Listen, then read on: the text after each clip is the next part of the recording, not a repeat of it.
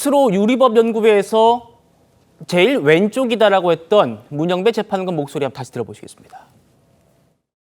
저는 스스로 나태와 독선에 빠지는 것을 경계하기 위하여 우리법연구회 등 학술단체에 가입한 적이 있을 뿐 결코 정치적 이념을 추구하기 위하여 단체에 가입한 적은 없다는 말씀을 드립니다. 다양한 의견을 두루 경청하고 균형 잡힌 시각을 갖출 수 있었다고 생각합니다. 사회의 모든 세력으로부터 독립된 상태에서 공정한 재판을 하는데 저희 모든 것을 바칠 각오가 되어 있다는 점은 이 자리를 빌려 명확히 말씀드리고 싶습니다. 네, 나 스스로의 독선과 나태에 빠지지 않기 위해서 우리법연구회에 가입했던 것뿐이다.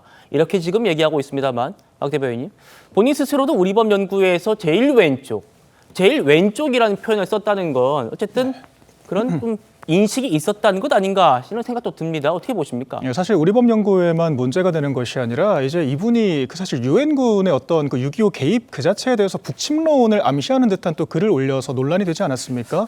본인은 유엔군이 아니라 북한군을 지칭한 거다라고 해명을 하셨지만 사실 굉장히 전 궁색하다라고 생각을 하고, 그다음에 이제 김재동 씨라거나 아니면 이회수 작가 같은 누가 봐도 정치적 성향이 분명한 사람들을 선생님이라고 지칭을 하면서 뭐 팔로우를 해야 한다라고 얘기를 한다든지, 김어준 씨를 팔로우를 한다든지, 이런 여러 가지 정황으로 봤을 때 단순히 우리법연구회에만 저는 문제가 된다라고 생각을 하지는 않거든요. 그러니까 그런 부분들에 대해서 전 충분한 답변이 되지 않았다라고 생각을 하고, 분리할 때마다 기억이 나지 않는다라는 식으로 회피를 하는 태도 자체가 전 논란을 더 불지피고 있다라고 생각을 합니다. 또한 아까 이 헌법재판소에서 그 탄핵 심판의 본질을 훼손한다라는 식으로 반론을 펼쳤어요. 마치 언론과 정치권이 근거 없이 헌법재판소를 흔든다라는 식으로 주장을 했는데, 전 애초에 헌법재판소의 이 중립성, 이 공정성에 대한 논란은 헌법재판소가 형사소송법을 준용해야 한다라는 명문화된 규정을 어기고 이 야당과의 어떤 그 내적인 어떤 그런 소통을 통해서 내란죄를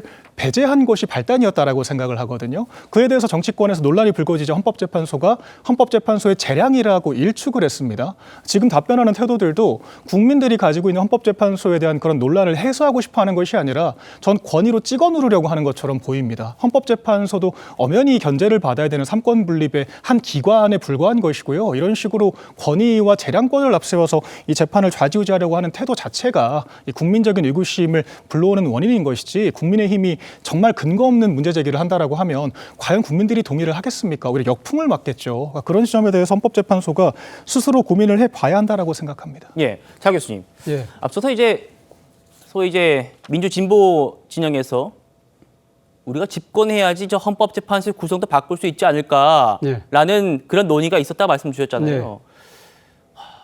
혹시 그래서 그 인권법연구회라는 그 단체와 민주당, 민주 진보 세력이 좀 뭔가 연결되어 있었던 건 아닌가, 이런 얘기들에 대해서는 어떻게 생각하십니까? 글쎄요, 그런 연계가 얼마 정도로 그러니까 일상화되고 그러니까 상당히 또 관해가 돼 있는지는 알 수는 없습니다만, 사실 이 지금 이게 정치라는 그러니까 한 영역에서 공당이 추구하는 목표가 있고 또 지향점이 있잖아요. 그렇다고 한다면 이 헌법재판소가 소위 말하는 정치 재판을 하는 곳이기 때문에 우리 사회의 다양한 가치를 그러니까 대변하긴 합니다만, 정당 입장에서는 자신이 표방하는 입장과 일치되는 사람을 추천하려고 노력을 하겠죠.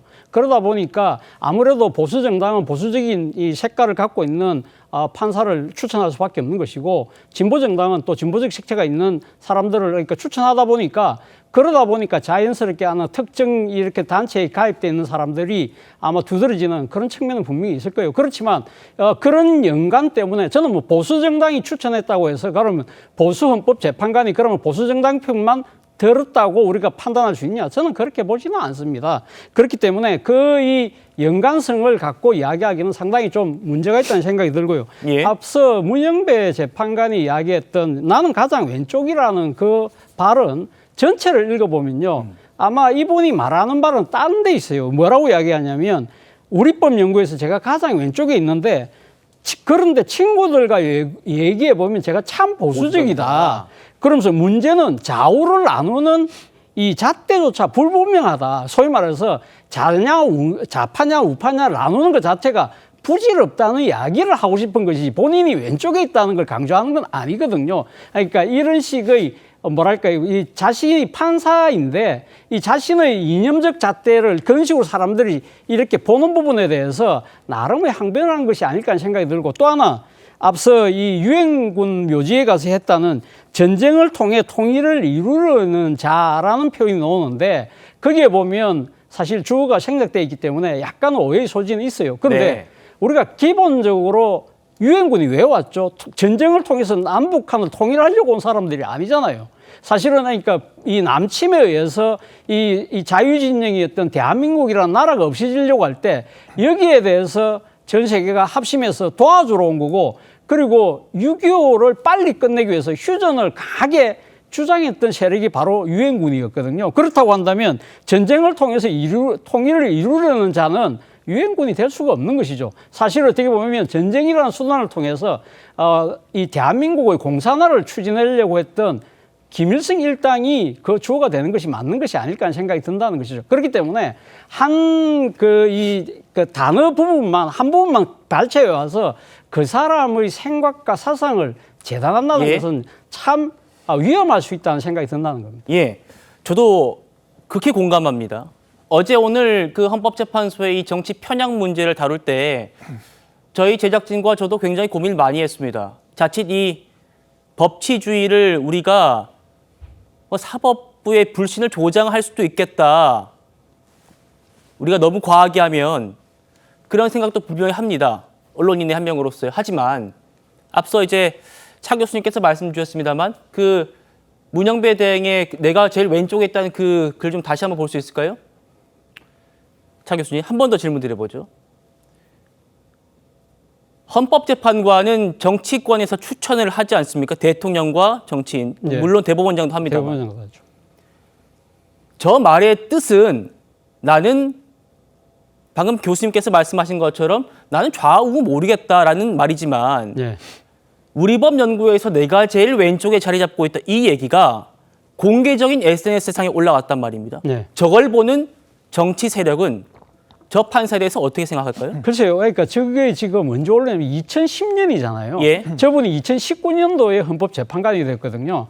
그렇기 때문에 일선, 그러니까 지금 한참 이렇게 평판사로 일을 할 때, 그리고 문영배 재판관은 사실은 대표적인 향판입니다. 그러니까 이 서울중앙에서 봤을 때는 사실 문영배 재판관 아무도 주목하지 않은 그 시기에 본인의 아마 생각들을 아마 이렇게 이 SNS를 통해서 자신이 아마 이렇게 이 지역 사회에서 나름대로 분류되는 그런 부분들에 대해서 약간 답답함을 저렇게 표현한 것이 아닐까라는 생각이 든다는 것이죠. 저는 그런 생각을 합니다. 사실 미국의 지금 헌법재판소 역할을 하는 곳이 대법원이잖아요. 미국 같은 경우는 지금 미국도 대법원이 9명인데 지난해 미국 대통령 선거 때 가장 문제가 됐던 판결을 대법원이 2개를 했어요. 하나는 뭐냐, 이 당시 트럼프 대통령이 내란죄에 가담했기 때문에 후보 자격이 없다. 콜로라도주 법원에서 우리 콜로라도주에서는 투표용지에서 뺄 거라고 했을 때 그걸 뒤집은 데가 대법원이었어요. 그리고 또 하나가 뭡니까? 이 입마금 재판을 비롯해서 16 의사당 난입 사건과 관련해서 이 트럼프 대통령이 형사처벌을 받기 직전에 당시 대법원이 무슨 판결을 했죠? 대통령의 공식적인 행위는 면책특권이 있다 해서 그때는 살아났잖아요. 그런데 당시 이 9명의 대법관 중에 무려 3명이 트럼프 대통령이 집권 시기에 그러니까 지명해서 임명했던 사람이거든요. 그런데 미국의 민주당이 이 중요한 재판을 했는데 미국의 민주당이 그러면 대법관들이 트럼프 대통령하고 짜고 친 고스톱처럼 뭐 이렇게 공격을 하지 않았잖아요. 물론 불만은 있었겠죠. 그런데 왜 그 공격을 하지 않았을까요? 자신들의 정권의 향배에 못지않게 이런 식으로 대법관을 공격했을 경우 정치적인 덕실에 따라서 했을 경우에는 사법 체계가 흔들리고 불신이 심화될 수 있다. 소탐대실할 수 있다는 그런 판단 때문에 저는 고도의 자제력을 발휘했다는 생각이 들거든요. 예. 그렇다고 한다면 저는 이렇게 헌법재판소의 재판관 성향 자체를 속단해서 이렇게 흔드는 경우는 모르겠습니다. 앞으로 또 정권이 다시 유지될 수도 있잖아요. 그런 측면에서 본다고 한다면 사법부의 불신, 사법체계의 뭐랄까요, 상당한 혼란을 불러일으킬 수 있다는 부분도 고려할 필요가 제가 있다고 질문 드린 생각합니다. 거는 근데 일단 그 헌법재판관 개인의 처신 문제에 좀 집중해서 질문 드렸는데 좀 반대되는 이제 정당의 입장에서 또 비판을 주셔가지고요. 여기까지 듣겠습니다.